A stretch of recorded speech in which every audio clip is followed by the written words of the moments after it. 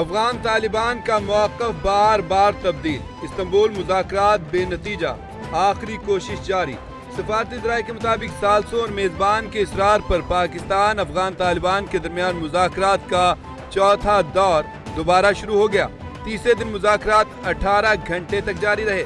افغان وفد دہشت گرد گروہوں کے خلاف کارروائی کی تحریری یقین دہانی کرانے سے گریزاں۔ پاکستانی وفد نے کہا کسی بھی دہشت گرد تنظیموں کے حملے کے جواب اس کو ٹھکانے پر دیں گے۔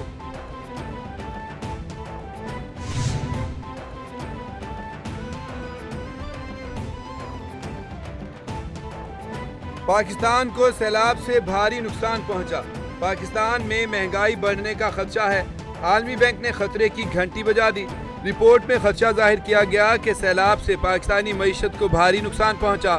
رواں مالی سال مہنگائی کی شرح 7.2% رہنے کی پیش گوئی ہے۔ آئندہ مالی سال میں مہنگائی کی شرح 6.8% رہنے کا امکان ہے۔ برآمدات بڑھانے کے لیے صرف ٹیرف اصلاحات کافی نہیں، حکومت پاکستان ٹیکس دینے والوں کا دائرہ بڑھائے۔ وزیراعظم محمد شہباز شریف اور سعودی ولی عہد محمد بن سلمان کی خوشگوار ماحول میں ملاقات، دو طرفہ تعلقات، سرمایہ کاری اور معاشی تعاون پر تبادلہ خیال۔ فیلڈ مارشل سید عاصم منیر، نائب وزیراعظم اسحاق ڈار اور دیگر شریک۔ دونوں رہنماؤں کا توانائی، تجارت اور نئے منصوبوں پر غور۔ سعودی ولی عہد محمد بن سلمان نے پاکستان سے تعلقات مزید مضبوط بنانے کے عزم کا اظہار کیا۔ وزیراعظم محمد شہباز شریف کا سعودی ولی عہد سے ملاقات پر اظہار مسرت۔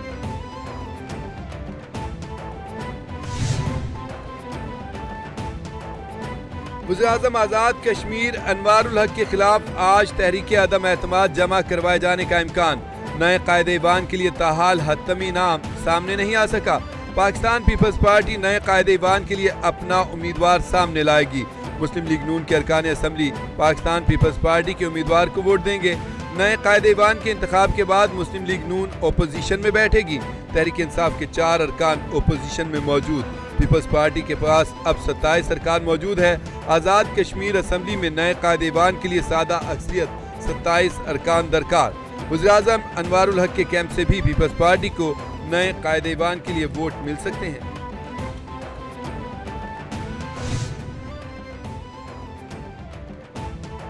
بانی پی ٹی آئی کی رہائی اور مقدمات مقرر کرانے کے لیے پی ٹی آئی کا احتجاج۔ P T I workers supreme court کے باہر پہنچ گئے۔ تحریک انصاف کا سپریم کورٹ کے باہر عوامی اسمبلی بھی لگانے کا فیصلہ۔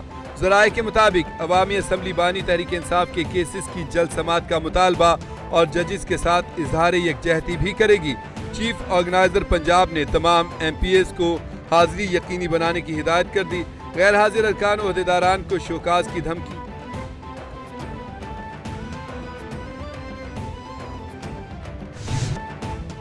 بانی پی ٹی آئی کے مقدمات سماعت کے لیے مقرر کیے جائیں۔ جب بھی آئین پر عمل درآمد ہوا تو بانی جیل سے باہر ہوں گے۔ آئینی ترمیم کے ذریعے عدلیہ کو یرغمال بنایا گیا۔ ججز کے احکامات کو نظر انداز کیا جا رہا ہے۔ اگر آئین پر عمل درآمد نہیں کرنا تو پھر اپنا لائحہ عمل دیں۔ خیبر پختونخوا پر بند کمروں کے فیصلے نافذ نہ کیے جائیں۔ پورے صوبے کا چیف ایگزیکٹو ہوں، بانی کے مشورے کے ساتھ چلوں گا۔ وزیر اعلیٰ کے پی سہیل آفریدی کی میڈیا سے گفتگو۔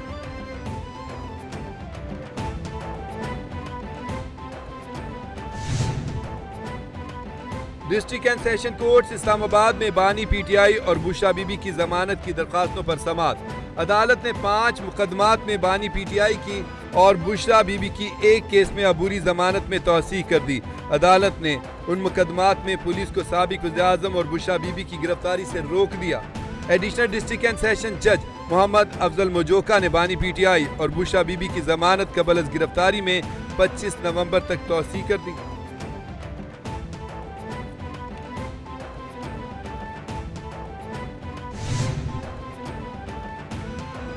افغان سمیت کسی بھی غیر ملکی کو پراپرٹی کرائے پر دینے والوں پر ایف آئی آر درج ہوگی۔ کوئی بھی شخص کسی افغان یا غیر ملکی کو پراپرٹی دے گا تو بھرپور ایکشن لیا جائے گا۔ وزیر اعلیٰ پنجاب مریم نواز کی زیر صدارت اجلاس میں بڑے فیصلے۔ افغان سمیت کسی بھی غیر ملکی کو گھر، دکان، فیکٹری، ہوٹل، پیٹرول پمپ وغیرہ کرائے پر نہ دینے کی روزانہ رپورٹ طلب۔ پٹواری، نمبردار اور ایس ایچ او غیر ملکیوں کو دی گئی پراپرٹی کی رپورٹ کرنے کے ذمہ دار قرار ہوں گے۔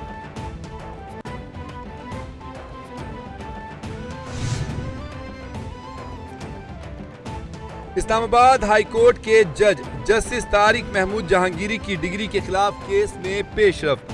جسٹس طارق محمود جہانگیری کے خلاف سماعت کرنے والا اسلام آباد ہائی کورٹ کا بینچ ٹوٹ گیا۔ جسٹس خادم حسین سومرو نے دوران سماعت بینچ میں بیٹھنے سے معذرت کر لی۔ بینچ ٹوٹ جانے کے بعد اسلام آباد ہائی کورٹ نے کیس کی سماعت بغیر کارروائی کے ملتوی کر دی۔ چیف جسٹس اسلام آباد ہائی کورٹ سرفراز ڈوگر اور جسٹس خادم حسین سومرو نے سماعت کی۔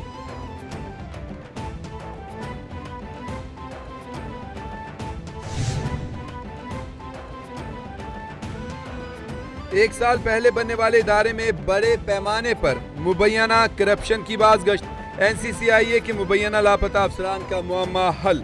ذرائع کے مطابق این سی سی آئی اے کے متعدد افسران گرفتار۔ ایف آئی اے نے گرفتاری ڈال دی۔ یوٹیوبر ڈکی بھائی کی اہلیہ عروب جتوئی کی مدعیت میں 8 این سی سی آئی اے افسران کے خلاف مقدمہ درج۔ مقدمے میں ایک additional director, 3 deputy director, 2 assistant director اور 2 سب انسپیکٹر شامل۔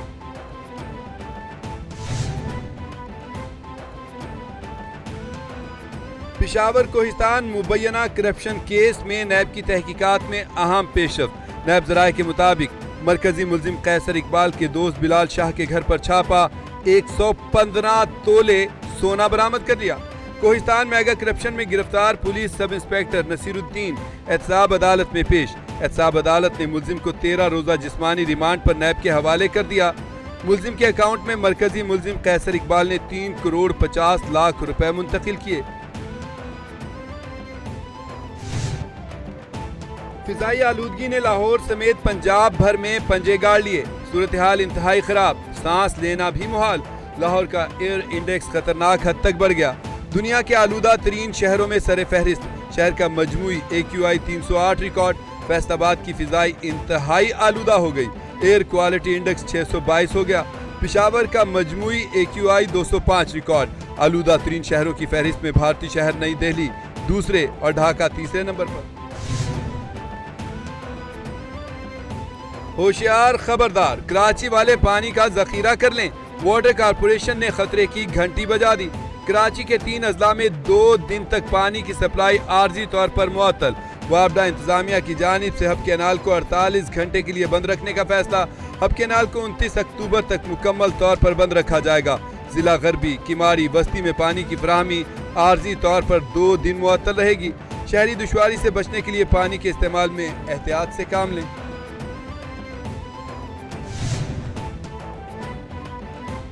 ہیپی برتھ ڈے وزیر اعلیٰ۔ مریم نواز نے زندگی کی 52 بہاریں دیکھ لیں۔ سابق وزیر اعظم میاں نواز شریف کی صاحبزادی مریم نواز 28 اکتوبر 1973 کو پیدا ہوئیں۔ وزیر اطلاعات پنجاب عظمہ زاہد بخاری کا وزیر اعلیٰ پنجاب مریم نواز کی سالگرہ کے موقع پر تہنیتی پیغام۔ کہا، پنجاب کی عوام کو اتنے تحفے دینے کا شکریہ۔ ہم آپ کی لمبی زندگی، صحت اور عوام کی اس سے بڑھ کر خدمت کے لیے دعا گو ہیں۔